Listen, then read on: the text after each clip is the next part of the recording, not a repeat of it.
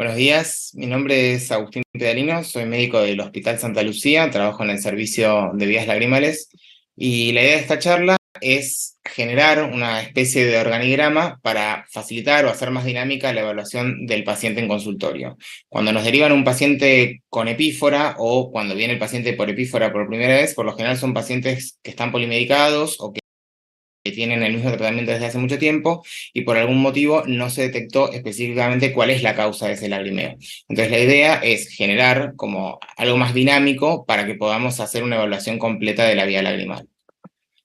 Primero que nada, un breve repaso. La vía lagrimal está compuesta por dos partes, una porción secretora, que es la porción que produce la lágrima. Tenemos la glándula lagrimal propiamente dicha, que es la glándula lagrimal principal, que depende de la inervación tanto del trigémino como del facial. El facial va a ser quien la estimule para producir la lágrima, en ese caso es más que nada la producción lagrimal basal, y a su vez también a través del arco reflejo que se forma entre el trigémino y el facial, por ejemplo, por algún estímulo a través de la córnea, se genera la producción lagrimal refleja.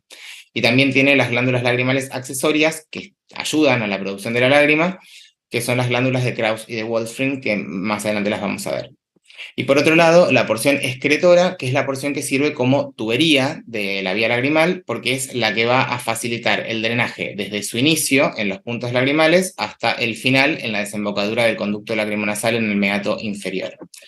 A su vez, la vía lagrimal excretora tiene dos porciones, la porción lagrimal alta, lo que sería la vía lagrimal alta, que empieza en los puntos lagrimales, continúa por los canalículos, tanto el superior como el inferior, y desemboca en el saco lagrimal. Hasta esa desembocadura es la vía lagrimal alta. Por lo general, los canalículos suelen desembocar en el canalículo común y así desembocan en el saco, pero en un 10% de los casos lo hacen de manera independiente. Y desde el saco lagrimal hacia abajo, pasando por el conducto lacrimonasal, es la porción lagrimal o la vía lagrimal baja.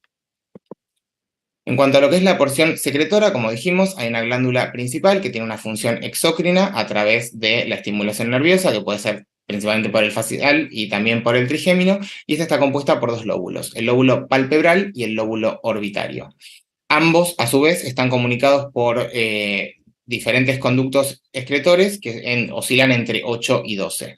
Entonces se produce el estímulo en la porción orbitaria, eso pasa a la porción palpebral y a partir de ahí la lágrima pasa a la superficie ocular y se va acumulando en los fondos de saco. Es importante que cuando se quiere hacer una biopsia de la glándula lagrimal, la misma se haga en la porción orbitaria y no en la porción palpebral, porque si no, no va a permitir que lo que se produce pase a los fondos de saco. A su vez, también tenemos las glándulas accesorias, como dijimos antes, que tenemos las de Wolfram por un lado, que van a estar a nivel del tarso, y por otro lado las de Krauss, que ayudan también a la producción lagrimal, y estas suelen estar en los fondos de saco, tanto superior como inferior. Dando inicio a la porción excretora, como dijimos antes, empiezan en los puntos lagrimales. Los puntos lagrimales serían la puerta de entrada de esa tubería que se va a llevar la lágrima. Para poder evaluar bien los puntos lagrimales tenemos que saber cómo es un punto lagrimal normal y eso nos va a permitir ver cuando un punto lagrimal es patológico o tiene alguna anomalía. Los puntos lagrimales no tienen que poder verse a simple vista, solamente se tienen que ver cuando uno evierte los párpados. Si nosotros los vemos a simple vista, quiere decir que la posición de ese punto lagrimal es anómala. Entonces podemos hablar o de un ectropion o de una fibrosis de la lamela anterior o algo que lo esté sacando de su posición original. Por lo general, la apertura es chica, es de 0,3 milímetros, que obviamente uno no lo mide, pero sí hay que ver que los puntos sean permeables. Y a su vez tenemos el punto lagrimal superior, que es un poco nasal con respecto al inferior. Los puntos lagrimales no están vascularizados, no tienen pestañas y por lo general no tienen ningún tipo de membrana en condiciones normales que lo cubran. Si eso está, obviamente nos va a hablar de una condición patológica de los puntos lagrimales que lo vamos a ver más adelante. Siguiendo con los canalículos, como dijimos, hay dos canalículos, un canalículo superior y un canalículo inferior. Ambos canalículos tienen una porción vertical, que es una porción muy cortita, de más o menos 2 milímetros, y después tienen toda la porción horizontal, que mide más o menos 8 milímetros, y juntos suelen desembocar, en un 90% de los casos, en el canalículo común. A nivel del saco lagrimal van a generar su desembocadura y en ese sitio está la válvula de Rosen-Müller, que es la unión entre el canalículo común y el saco lagrimal.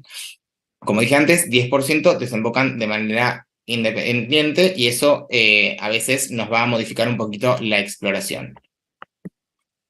Una vez que llegamos al saco lagrimal, entramos en lo que es la vía lagrimal baja, que está compuesta por el saco lagrimal y el conducto lagrimonasal. Y en este nivel hay otra válvula a nivel de la desembocadura del conducto lagrimonasal en el meato inferior, que es la válvula de Hasner, que ahora lo vamos a ver.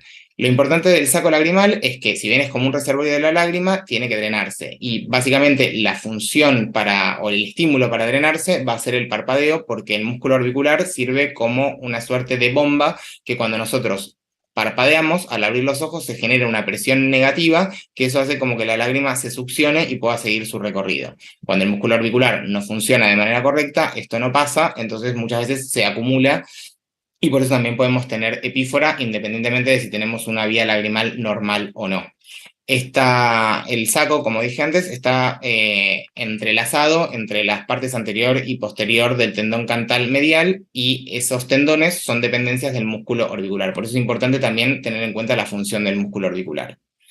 Y por último, tenemos el conducto lacrimonasal, que más o menos mide 1 centímetro, un poquito más, y va a desembocar en el meato inferior a través de la válvula de Hasner. Y esta válvula es importante porque por lo general nacemos con esa válvula permeable, pero hay muchos casos donde no está completamente permeabilizada y en esos casos se generan las obstrucciones congénitas del conducto lacrimonasal, que suele permeabilizarse de manera espontánea en el transcurso de un año. Si eso no pasa, eventualmente hay varias técnicas como para poder repermeabilizarlo en los chicos. Ahora bien, en cuanto a lo que es la epífora propiamente dicha, dentro de la literatura se la puede subdividir en dos maneras, o en dos tipos de epífora. La epífora activa es la más frecuente y eso tiene que ver con una hipersecreción o una hiperproducción de la lágrima. Y por lo general se da cuando hay alguna patología de la superficie ocular. Por ejemplo, un ojo seco hiposecretor, un ojo seco evaporativo, porque hay una mala calidad de la película lagrimal, sobre todo en la capa lipídica, que hace que se evapore más rápido, entonces hay un exceso de producción, y eso lo vemos, por ejemplo, en las blefaritis o en las disfunciones de glándula de mebomio. También vamos a ver un aumento de la secreción en los casos de inflamación de la superficie ocular, o sea, una alergia, una conjuntivitis, una rosácea ocular, un pemfigoide. Y todo eso se le dice epífora activa u ojo acuoso, justamente por esta hiperproducción de la lágrima. Y después la epífora propiamente dicha es la epífora pasiva, que en estos casos es porque hay una obstrucción en alguno de los puntos de la vía lagrimal que hace que la lágrima no pueda seguir su recorrido, entonces por eso el paciente tiene lagrimeo. Entonces, como activa, sabemos que es la hipersecreción, y la pasiva, que es la epífora propiamente dicha, es cuando hay un problema en el drenaje de la glándula de la lágrima a través de la vía lagrimal. Entonces, como primer punto y lo más importante es una correcta evaluación de la superficie ocular. No solo de los puntos lagrimales, como dije antes, que tienen que tener cierta posición, no los tenemos que ver si no invertimos el párpado, no tienen que estar vascularizados, no tienen que estar obliterados, no tienen que ser estenóticos. Hay que ver si el paciente tiene punto lagrimal, porque muchas veces hay una agenesia de los puntos lagrimales, sino que también hay que evaluar el resto de la superficie ocular, la córnea, si el paciente tiene queratitis, si tiene conjuntivitis crónica, si tiene signos de pemfigoide ocular, por ejemplo, si vemos cicatrices subtarsales, borramientos de carúncula. Entonces, todo eso nos va a orientar a cuál es una de las posibles causas del lagrimeo, y esa tiene que ser nuestra puerta de entrada a la evaluación de la epífora del paciente. Entonces, para evaluar la superficie, más allá de todo lo que dije, de evaluar si hay alguna inflamación, blefaritis, si hay una malposición palpebral, por ejemplo, en un entropio en donde las pestañas rozan la córnea, que eso también va a generar una hipersecreción, por justamente el aumento de la secreción refleja, también lo que hay que hacer es descartar el ojo seco, porque muchas veces el ojo seco, cuando es evaporativo, no hiposecretor, sino evaporativo, por ejemplo, en el caso de las blefaritis, hay un exceso de producción, y en los ojos secos hiposecretores obviamente vamos a encontrar menos lágrimas. Y lo que se hace en estos casos es el test de Schirmer, que la verdad que el test de Schirmer cayó bastante en desuso porque es bastante poco reproducible. Por lo general depende de muchos factores, tanto de la iluminación del lugar, si el paciente está cansado o no está cansado, de las características de la superficie. Entonces, hoy en día el test de Schirmer principalmente se usa para descartar un ojo seco hiposecretor, porque muchas veces da falsos positivos. Básicamente en lo que consiste el test de Schirmer es, dependiendo de la bibliografía, también eso hace que sea muy variable, se puede hacer con o sin anestesia. Lo ideal capaz sería hacerlo con anestesia para evaluar la secreción basal y no la refleja. Se pone una gotita de anestesia, que generalmente es proparacaína, y al rato se coloca este papel, que es como si fuese un papel secante, es un filtro, en el fondo de saco. Y más o menos se espera 5 minutos y se ve qué tan húmedo está ese papel. Si el papel está mojado, eso que por lo general está milimetrado, si está mojado más de 1 centímetro, por lo general hay una buena secreción lagrimal.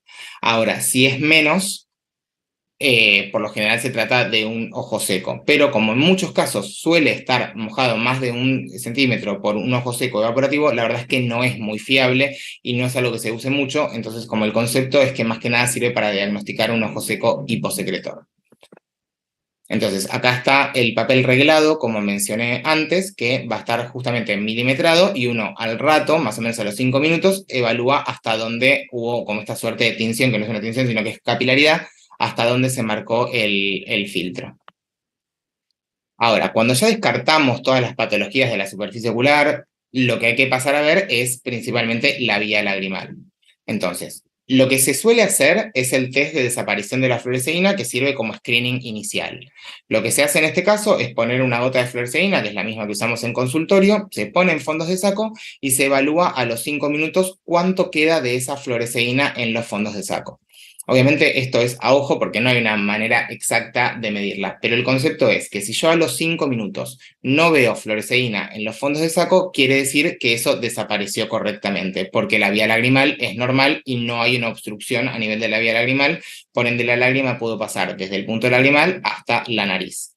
Entonces, si yo cuando evalúo a los 5 minutos veo que ya no hay fluoresceína, eso me habla de una vía permeable, entonces probablemente el problema sea de la superficie ocular y es algo que capaz yo no vi originalmente. Ahora, si yo encuentro fluoresceína, quiere decir que esa fluoresceína no pudo desaparecer de la superficie ocular porque en algún punto de la vía lagrimal hay un bloqueo. Y eso es lo que hay que determinar, dónde está ese bloqueo. Ahora, cuando el test de la fluoresceína está alterado, como dije antes, eso quiere decir que la fluoresceína no pudo pasar. Entonces, vemos el punto lagrimal, que es básicamente lo que hicimos antes. Nos fijamos si está bien posicionado o si está evertido. En el caso que esté evertido, puede ser que sea un ectropión total o solamente un ectropión del tercio interno. En ese caso, se resuelve de manera quirúrgica en los dos casos, un ectropión total con una tira tarsal y el ectropión medial con un uso medial. Si hay una estenosis o una atresia, que básicamente lo vamos a tener que abrir y por lo general se hace una puntoplastía que tiene mucho mejor rédito que capaz los puntum plug. Y si el punto lagrimal es normal, bueno, hay que seguir evaluando la vía lagrimal. También, como dije antes, el músculo orbicular es muy importante porque tiene función de bomba. Entonces, por ejemplo, en pacientes que tienen o una hiperlaxitud del párpado inferior o que tuvieron una parálisis facial, entonces ese músculo orbicular no tiene la fuerza suficiente para generar el drenaje, también a veces reparando quirúrgicamente con una tira tarsal el párpado, podemos estimular el drenaje de la lágrima. Ahora, si la función del orbicular es normal, vamos a seguir evaluando la vía. Entonces acá vamos a dividirlo entre las pruebas anatómicas y las pruebas funcionales. Las primeras, las anatómicas, básicamente lo que hacemos es explorar que la anatomía de la vía lagrimal sea normal. Lo que usamos son dilatadores de punto lagrimal, que pueden venir de diferentes materiales. Generalmente un extremo es un poco más finito que el otro, que suele ser un poco más grueso, que no solo sirven para el diagnóstico, sino que muchas veces también es el tratamiento, porque una vez dilatado el punto lagrimal, la lágrima drena mejor, obviamente si el problema es ese y no otra parte de la vía. Y a su vez también usamos la sonda de Bowman. La sonda de Bowman es esta varilla que tiene en los extremos como una oliva para no lesionar el canalículo ni los tejidos a medida que vamos avanzando.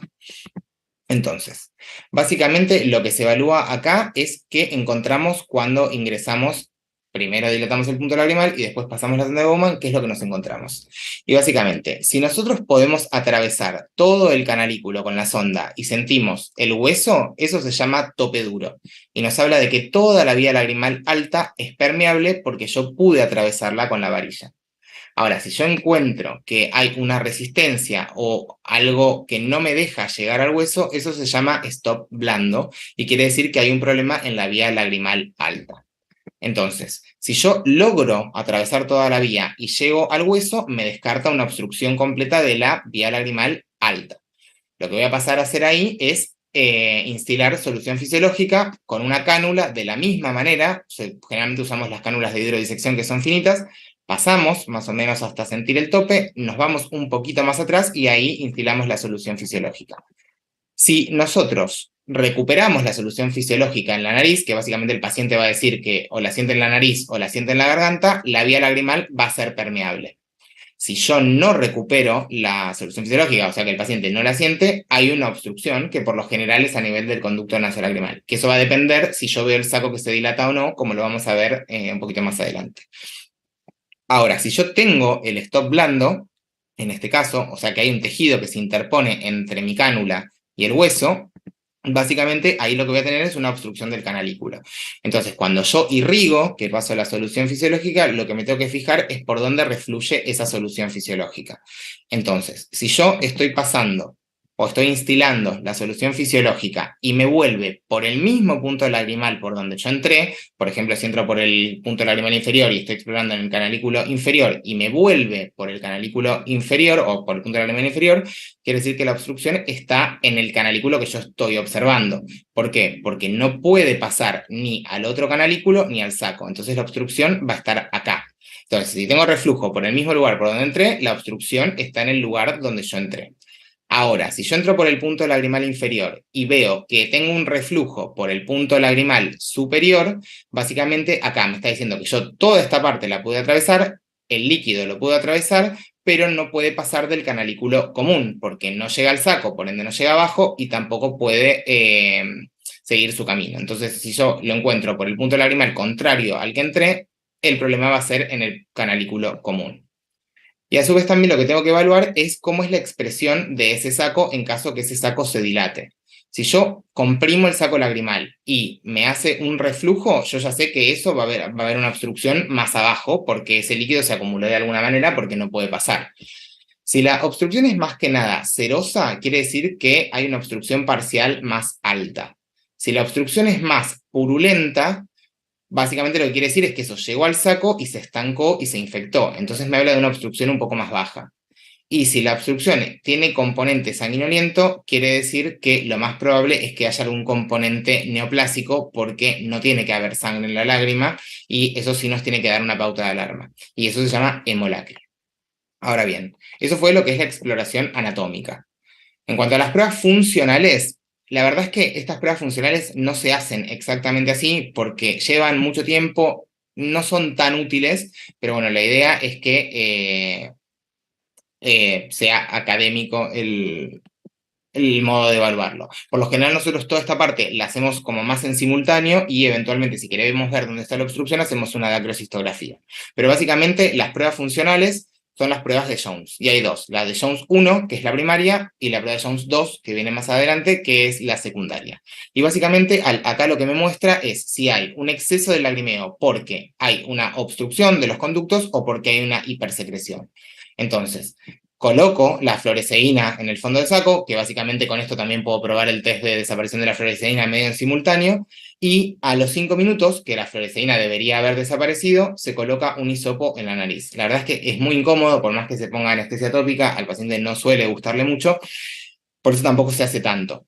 Pero bueno, si yo recupero la fluoresceína, o sea que en el hisopo llega la fluoresceína, quiere decir que eso recorrió toda la vía lagrimal. Entonces eso me descarta una obstrucción y quiere decir que el lagrimeo es por una hipersecreción.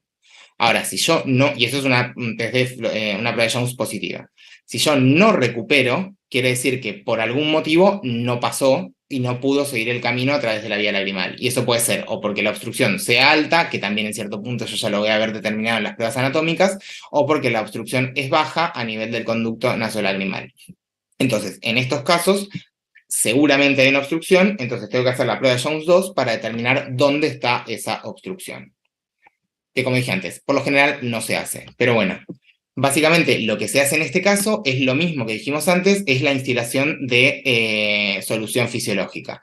Entonces, como yo ya tengo esa fluoresceína que está dando vueltas porque yo la puse en el fondo de saco, tengo que ver si yo estimulando con presión hidrostática puedo hacer que esa fluoresceína pase al hisopo. Entonces, si yo instilo la solución fisiológica hago fuerza con la columna de agua, o sea, hago una presión hidrostática y recupero fluoresceína en el hisopo, quiere decir que había una obstrucción, pero que era parcial y que yo la logré vencer con la fuerza que hice con el émbolo y el pasaje del líquido. Entonces, acá lo que me dice es que hay una obstrucción parcial del conducto nasolagrimal y es parcial porque la pude vencer. Ahora, si yo no recupero solución fisiológica, quiere decir que hay una obstrucción. Entonces, eso puede estar o en los canalículos, directamente en toda la parte alta, o también puede ser que haya un fallo de bomba o puede ser que haya una obstrucción completa de la parte más baja. Y eso generalmente lo voy a terminar terminando con una dacrocistografía que ahora vamos más adelante. Entonces, si tenemos una obstrucción alta, que recordemos que es desde los puntos lagrimales hasta la desembocadura de los canalículos en el saco lagrimal, acá básicamente el tratamiento va a ser el mismo sin importar por dónde esté el reflujo. Pero en el caso que yo no tenga pasaje y me vuelva a través del canalículo que estoy irrigando, va a ser una obstrucción de ese canalículo. Y el tratamiento es el tubo de bypass, que en realidad el que se usa es el tubo de Jones, que el nombre es, de la cirugía es una conjuntivo dacriocistorrinostomía, que no es lo mismo que la dacriocistorrinostomía que usamos para las obstrucciones bajas, porque acá básicamente lo que se hace es pasar un tubo desde la carúncula hasta el meato medio. Y en el caso de que no haya distensión de saco porque hay una obstrucción alta, pero que el líquido que yo irrigo pase por el punto lagrimal contrario, acá la obstrucción es del canalículo común y el tratamiento es exactamente el mismo, que es el tubo de Jones, que creo que van a tener una clase más adelante. Ahora bien, cuando la obstrucción es baja, el problema por lo general es el conducto nasolagrimal. Y puede haber diferentes escenarios donde se obstruya el conducto lacrimonasal. Entonces, como dijimos antes, si yo tengo un reflujo por el punto lagrimal opuesto, pero el saco logró distenderse, quiere decir que el saco lagrimal se llenó de líquido, por ende la obstrucción no es alta, sino que es baja. Entonces, como el saco se llenó, el saco no está obstruido, que por lo general no se obstruye el saco, la vía lagrimal alta tampoco está obstruida y la causa de la obstrucción es una obstrucción en el conducto nasolagrimal. Ahora, si yo tengo reflujo, se distiende el saco y recupero algo del colorante, como vimos en las pruebas anteriores, también me habla de que la obstrucción es en el conducto nasolagrimal. Y después hay otro tipo de obstrucción que se le dice obstrucción funcional, que se llama síndrome de Milder, que básicamente es una vía que anatómicamente es normal, el saco y el conducto lacrimonasal son permeables, pero el pasaje de la lágrima es muy lento. Entonces por eso se llama obstrucción funcional. Y acá también el problema va a estar en el conducto nasolagrimal. En los tres casos, la resolución es la dacriocistorrinostomía. En el caso de los síndromes de Milder, por lo general, esta es la última alternativa porque muchas veces lo que se puede hacer son plombajes a repetición, como tratar de ir desobstruyéndola con exploraciones repetitivas, capaz con corticoides en spray nasal para desobstruir la desembocadura del conducto nasolagrimal en la nariz. Y si eventualmente eso no lo resuelve, ahí se pasa a la cirugía. Fíjense que esta es una dacriocistorrinostomía, que no es lo mismo que la conjuntivo dacriocistorrinostomía, porque esta la usamos para la obstrucción baja. Entonces, a modo de resumen, nosotros evaluamos la expresión, eso nos da un indicio de dónde puede estar la obstrucción. Si lo que yo recupero es medio ceroso o mucoso, por lo general es una obstrucción más alta. Si es más purulento, quiere decir que eso quedó estacionado un tiempo, por ende la obstrucción probablemente esté en el saco. Y si es serosanguinolienta, por lo general hay alguna neoplasia. Evaluamos el punto lagrimal, si es normal, fimótico, agenésico, si hay un ectropion o no, o si está epitelizado, que muchas veces se ve como una membranita en la parte superior del punto lagrimal, y eso se suele dar mucho en inflamaciones crónicas, que se genera como una especie de membrana. Vemos el conducto lacrimonasal, si yo tengo un toque duro, o sea que pude atravesar toda la vía alta y llegué a la pared medial del saco, que sería el hueso nasal, o si hay un stop, que es sería como el stop blando, que es cuando hay tejido interpuesto, que me habla de una obstrucción más alta, y la vía lagrimal determino si es permeable o impermeable. Ahora bien, en cuanto a los exámenes complementarios, que de estos sí nos servimos un poco más, hay bastantes exámenes complementarios. Nosotros el que más usamos es la dacrocistografía, los otros la verdad es que no se usan mucho, sobre todo en consultorio. Básicamente en la dacrocistografía se usa un contraste, el que más se usa se llama liquidol, que es un contraste lipídico, que ahora como vamos a ver, se hacen placas en diferentes momentos luego de haber instilado el contraste, que se instila de la misma manera que en las exploraciones que vimos antes. Después la dacrogamografía se usa tecnesio, la verdad es que no es algo que se use mucho porque es medicina nuclear, es muy difícil encontrarlo y la verdad es que tampoco es tan necesaria. Y tomografía y resonancia, por lo general las usamos ante sospechas de neoplasias para ver cuál es la infiltración, o por ejemplo en traumas o pacientes que recibieron algún disparo, sobre todo de escopetas, que suele haber como, bueno, ahí obviamente no va a ser una resonancia, pero sí una tomografía para ver si hay perdigones, que también lo podemos ver en una placa. Y la endoscopía, por lo general eso es más terreno del otorrino, pero también muchos oftalmólogos disponen de una endoscopía para hacer. Nosotros en el servicio no tenemos, pero básicamente lo que nos permite ver es la mucosa nasal y es bastante útil, sobre todo cuando un paciente ya fue operado, ya se le hizo una dacrocistosrinostomía y por algún motivo se tapa. Por lo general se accede desde la mucosa y se puede destapar la obstrucción que se generó a partir de la mucosa. Pero bueno, en cuanto a la dacrocistografía, básicamente la dacrocistografía, como dije, se instila el contraste, que es igual que como cuando instilamos la solución fisiológica, pasamos por la vía lagrimal alta y apretamos el émbolo, pero en este caso, en vez de liberar solución fisiológica, instilamos el contraste. Y se va a hacer una placa en el momento y otra placa a la media hora.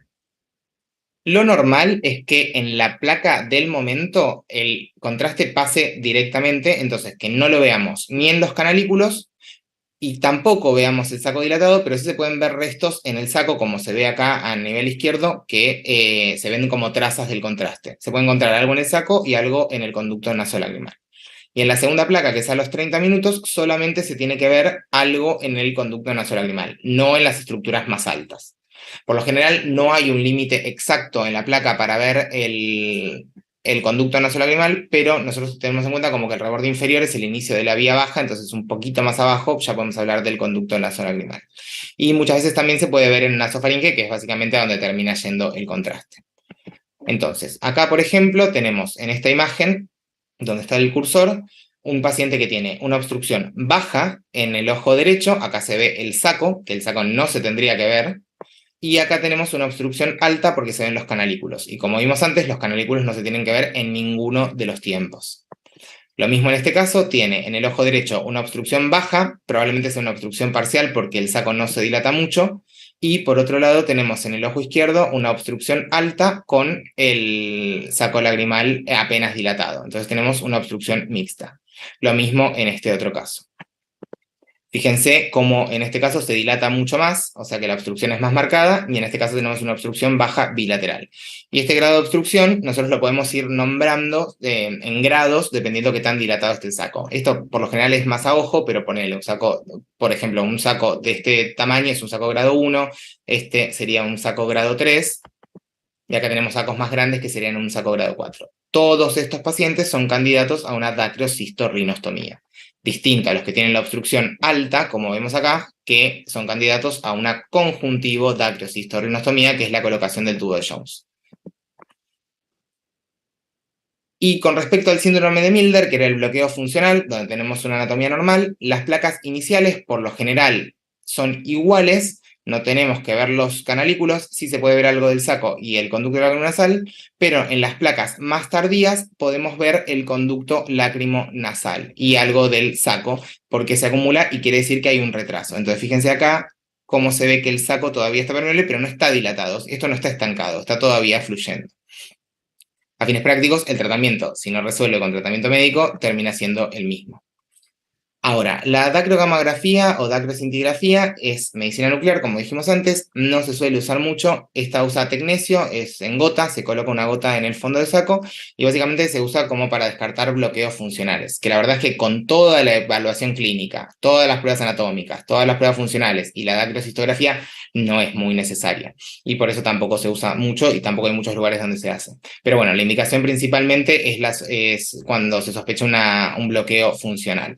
No muestra mucho detalle anatómico, como pueden ver, por eso como que tiene más rédito para los bloqueos funcionales. ¿Y cómo se interpreta? Por ejemplo, acá hay un estudio con un contraste y esta es la dacrogamografía. Entonces, en estos casos es permeable porque fluye el contraste, pero en la dacrogamografía vemos que está retenido en el saco lagrimal. Entonces acá ya sabemos que hay un bloqueo funcional. En el caso del ejemplo 2, vemos en la parte derecha que es permeable, también en la dacrogamografía es permeable porque el tecnecio no es retenido, pero en el caso del ojo izquierdo hay un bloqueo en el primer caso, en el contraste, y un bloqueo también en la dacrogamografía. Esto es a modo ilustrativo porque la verdad es que mucho no se usa.